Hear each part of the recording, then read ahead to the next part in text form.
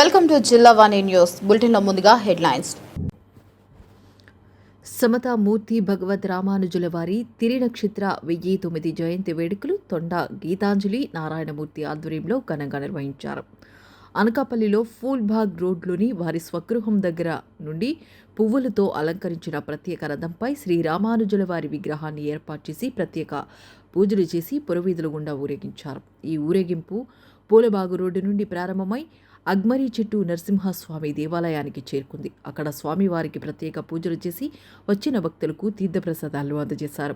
ఈ కార్యక్రమంలో తొండ గీతాంజలి నారాయణమూర్తి, శ్రీవారి సేవకురాలు గాలి రాజేశ్వరి, అటుముక్కల ప్రసాద్, రాజలక్ష్మి, సౌజన్య, హైమావతి పాల్గొన్నారు.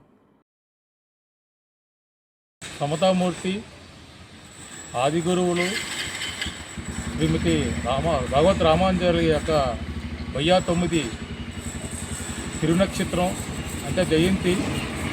వారు అంటరానితనాన్ని అందరూ ఒకటే, భగవంతుని అందరూ పూజించాలి, అందరూ ఆ శ్రీమన్నారాయణను పూజిస్తే ఎవరి బాధ్యత అనేది ఆ శ్రీమన్నారాయణ చూసుకుంటాడని, ఆ శ్రీమన్నారాయణను అందరూ పూజించాలని ప్రతి గ్రామాలని భారతదేశంలో అఖండ భారతదేశం, అప్పుడు నేపాల్, పశ్చిమ బెంగాల్, అలాగే మన బంగ్లాదేశ్, పాకిస్తాన్ కూడా కలిసి ఉన్న భారతదేశానికి 13 సార్లు పాదయాత్ర చేసి ఆ శ్రీమన్నారాయణ మంత్రాన్ని మొఘల్ చక్రవర్తులను కూడా ఎదిరించి ఎన్నో బాధలు పడిన ప్రతి ఒక్కరికి ఈరోజు ఈ నారాయణ మంత్రాన్ని ఇచ్చారంటే ఆ భగవంతుడు రామానుజుల దయ వల్ల.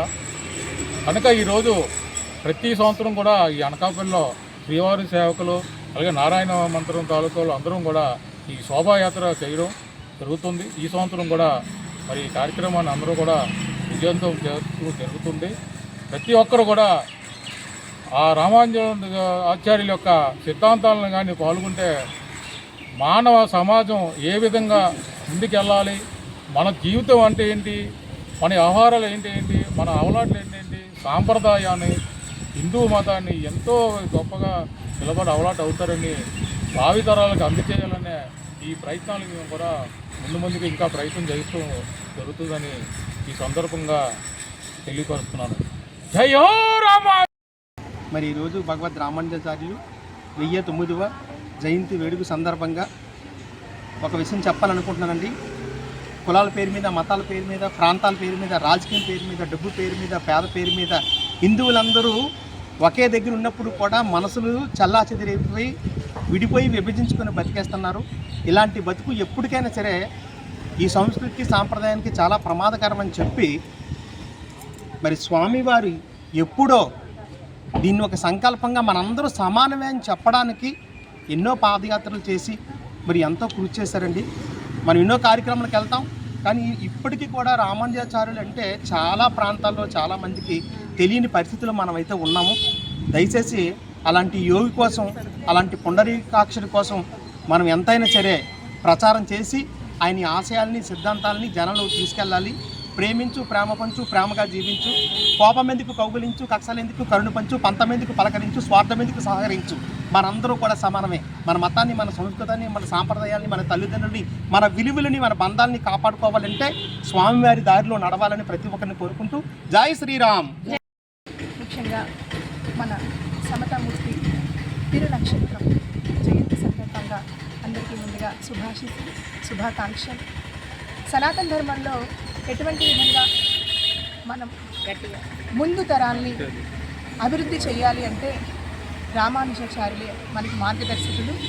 ఇటువంటి ధార్మికమైనటువంటి గురువులు ఎన్నో రకాలుగా ఎన్నో ఆటుపోట్లు ఎదురు చేసుకుని హిందూతనం గురించి, హిందూ తత్వంలో ఎన్నో బోధలు చేసి సమతావాదుల్ని తయారు చేయాలి అనేటువంటి దృఢ సంకల్పంతో ముందుంచారు. అది కాకుండా ముందు తరాలకి మన యొక్క ధార్మికతను పెంచే దిశగా మనం అలవాటు చేయాలి.